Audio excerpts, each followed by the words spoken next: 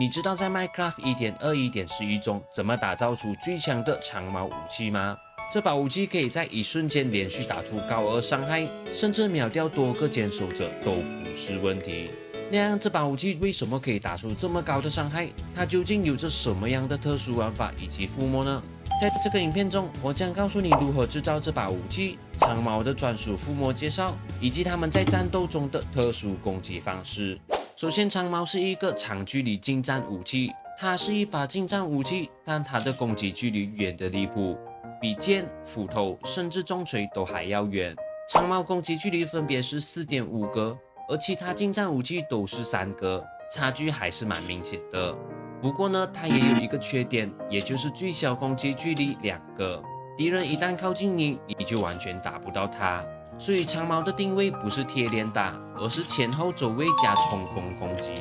長矛有2套攻擊方式，一個是刺擊攻擊，另外一個是衝鋒攻擊。刺擊就是一般的攻擊按鈕，點擊左鍵觸發。每種材質的攻速不同，基礎傷害也不同。而冷卻時間是由長矛的材質所決定的，就像你現在看到的，例如木質長矛能造成1點傷害，相當於是半顆星，同時冷卻時間也是最短的。如果是越好的材質，像是下界合金長矛，它能造成5點傷害，相當於是2顆星半。可是當你揮動的時候，它的冷卻時間也是最長的。這裡要提醒你，長矛的所有攻擊方式都不會疊加暴擊傷害。所以看到這裡，你一定會問，那長矛的傷害為什麼可以打這麼高？這就要聊到衝鋒攻擊了。長矛的傷害真正的強度全部都來自衝鋒攻擊。當你長按右鍵的時候，長矛會進入衝鋒蓄力動作。一開始，長矛會保持水平伸直，這就是衝鋒的第1階段。在這時候，只要你撞到敵人，就能打出最高的衝鋒傷害。不只是這樣，還能直接把他從坐騎上打下來。接着你繼續按着不放，長矛會開始往旁邊傾斜，會輕微晃動，這就是第2階段疲勞狀態。在這時候，你還能造成傷害，也還能擊退，但是無法再讓敵人從坐騎上掉下來。最後，如果你按太久，長矛會慢慢往下垂，進入第3階段脫離狀態。這時候只有傷害，沒有擊退，也沒有額外效果，等於是長矛握不住了。那樣不同材質的長矛進入疲勞的速度也不一樣，木矛是最耐舉的，而下界合金是最不耐舉。越高階的長矛雖然傷害更高，但能維持的時間卻越短。另外，衝鋒攻擊的傷害不是固定的，它的算法是以移動速度乘以長矛的傷害倍率，也就是說，你跑得越快，騎得越快，飛得越快，傷害就越高。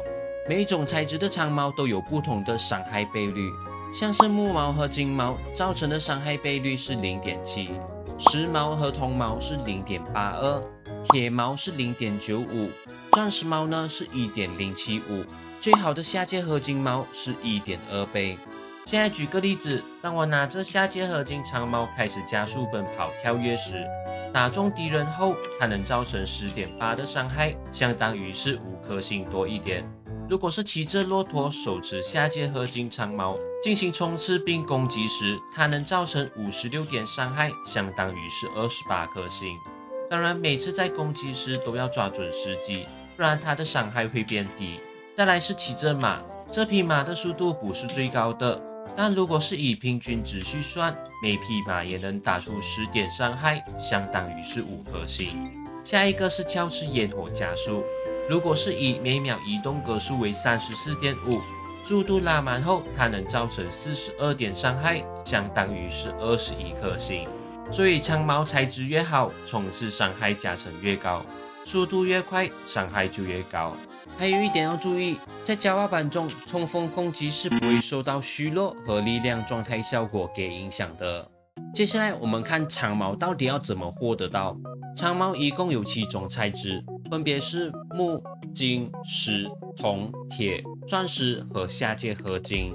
要獲得長矛的途徑有3種方法。第一，可以在合成台上使用2根木棍，加上對應材質的材料，像這樣放入就能進行合成。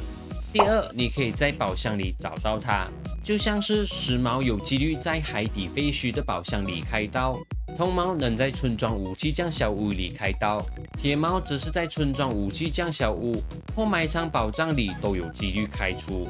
鑽石矛就只能在堡壘遺跡或中階層裡都有幾率開出，甚至還會有附魔版本。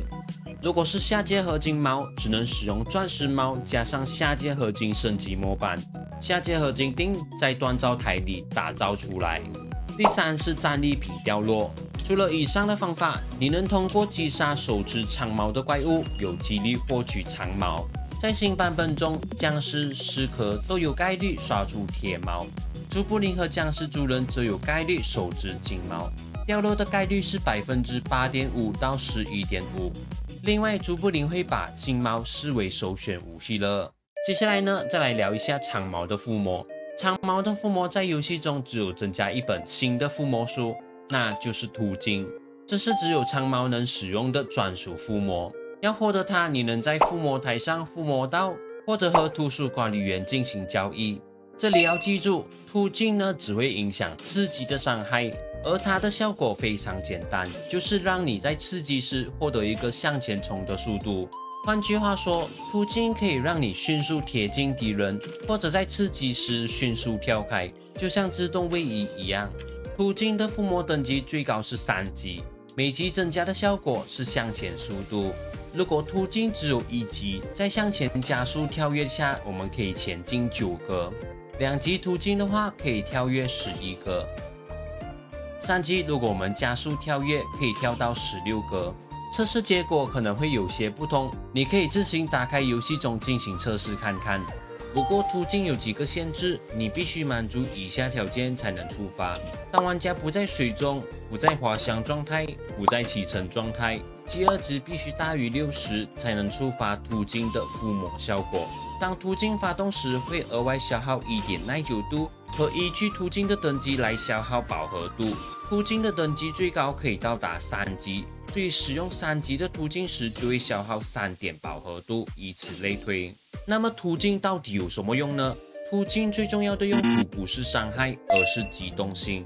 你可以用途徑做到快速接近遠處的敵人，避開苦力怕的爆炸，瞬間打出傷害後可以往後跳來拉開一個距離。除了途徑這個附魔之外，還可以為長矛添加以下附魔，分別是鋒利、節制殺手、亡靈殺手、火焰附加、擊退、掠奪、耐久、經驗修補、消失詛咒。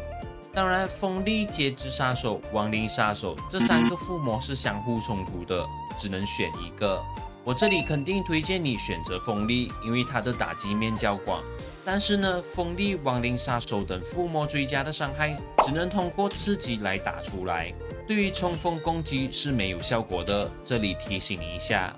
那麼最後這個長矛的附魔，我推薦你附上途徑、鋒利、火焰附加、擊退、掠奪、耐久和經驗修補。